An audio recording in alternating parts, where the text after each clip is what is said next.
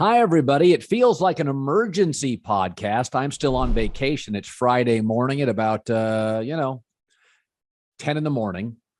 I was in Turks and Caicos yesterday at an airport when about 9 a.m., which is 6 a.m. Pacific time, I got a call saying USC and UCLA were headed to the Big Ten. And my initial thought was great, because college football is not right now. It's in a 7-year attendance decline and TV rating decline. So I don't want to hear how everything's good. There's too many crappy games. Go look at Labor Day weekend this weekend, the week before the NFL starts. There's not 5 watchable games. It's junk mail. The sport needs more quality games. So holistically, I now get USC Ohio State, USC Michigan, USC Penn State, USC Wisconsin, USC Michigan State. Those are bigger games. UCLA Ohio State, not UCLA Washington State, UCLA Colorado, UCLA Oregon. College football needs more great games. Go look at Alabama's schedule.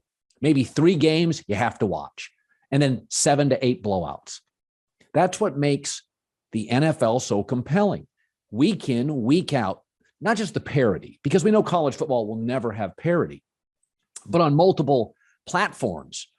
It doesn't matter if you're watching the Red Zone, Fox, CBS, Monday Night Football, Thursday Night Football. The games are competitive, and there's just a conveyor belt of wildly entertaining close football games.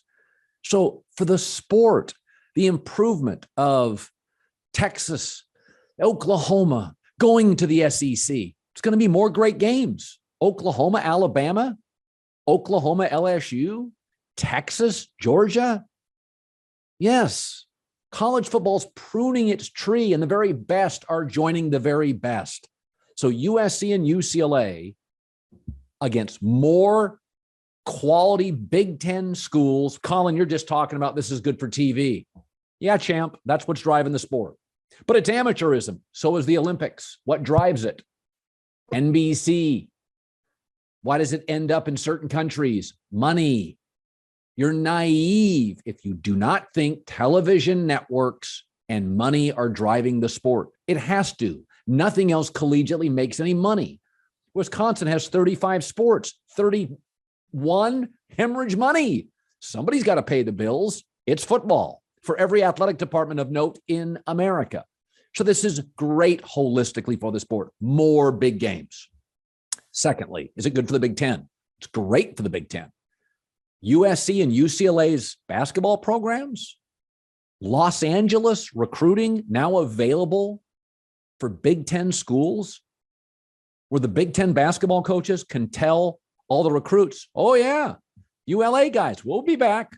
Yeah, your parents can watch us. We'll be coming there annually.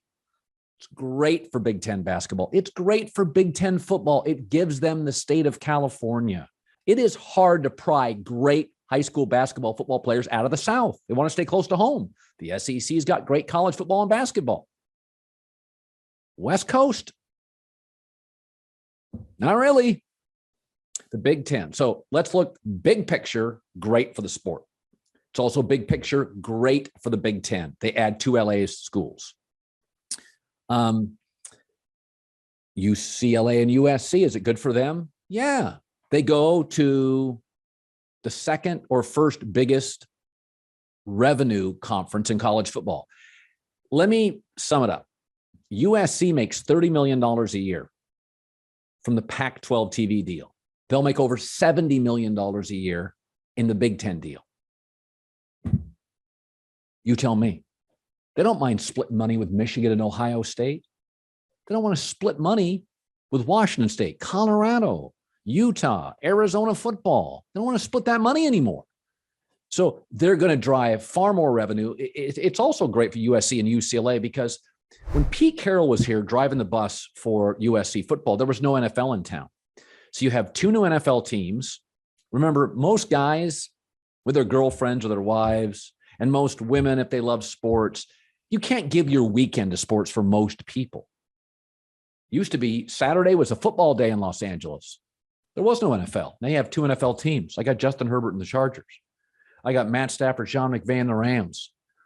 A lot of people, they don't get both days to just go to football games. So you need to have more quality opponents. Guess what conference travels better than any other? The Big Ten. Nebraska travels, Iowa travels, Wisconsin travels, Michigan travels, Ohio State travels. So USC and UCLA could get 15 to 20,000 Midwest fans who either live in the West, they live in Nevada, they live in Arizona, they live in California, they live in Northern California. 15, 20,000 of those fans jam in to the stadium. That's not good for college football. It's great for USC and UCLA. It's great for the Big Ten. It's good for Fox Sports, my employer.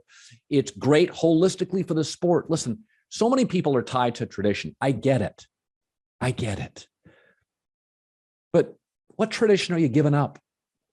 I mean, years and years and years ago, I'm watching Vince Young in Texas beat Michigan in one of the great Rose Bowls I've ever watched. At that point, I gave up the Rose Bowl as having to be a Big Ten team and a Pac-12 team. The Pac-12 simply hasn't held up its end of the bargain. You can blame Larry Scott, the commissioner. The truth is we have more pro sports here. We got more things to do out west. The economy's great. We got mountains everywhere. We got lakes everywhere. We got pro teams everywhere. I mean, the Colorado Buffaloes have to compete against the Avalanche and the Rockies and Russell Wilson and the Broncos. And in the South, that college football program, it's everything in the community. It's everything within 50 miles to 100 miles. It's easier in the Big Ten footprint and the SEC footprint and the Big 12 footprint to get big crowds. In Norman, Oklahoma, that's what matters. Sooner football, Sooner basketball, Sooner sports. In Los Angeles, 2 baseball, 2 NFL, 2 NBA, LAFC. We got a beach. We got mountains. We got shopping. USC and UCLA are going to more than double their annual television income. They're going to fill their stadiums with amazing Wisconsin fans and Hawkeye fans and Nittany Lion fans and Nebraska fans, Buckeye, Wolverine, Spartan fans. Win, win, win, win, win. More TV games, more packed stadiums, more revenue, more guaranteed revenue. It's a win across the board. Yeah, they're going to have to travel a lot. You only play like 5 road games a year. Oh, it's going to be cold and damp. Really? How many blizzard Big Ten games you watched last year? Folks, the majority of college football is September, October, and done by November 20th. That's a majority of it. There'll be years that USC and UCLA never see a storm. And if they do, the other team's got to play in it as well. It is wonderful to me for everybody. And when I first heard it yesterday on vacation, my takeaway is I am more excited for the future of college football than ever before. Ooh, I'm going to lose out on some UCLA Oregon State games. I wasn't watching them anyway.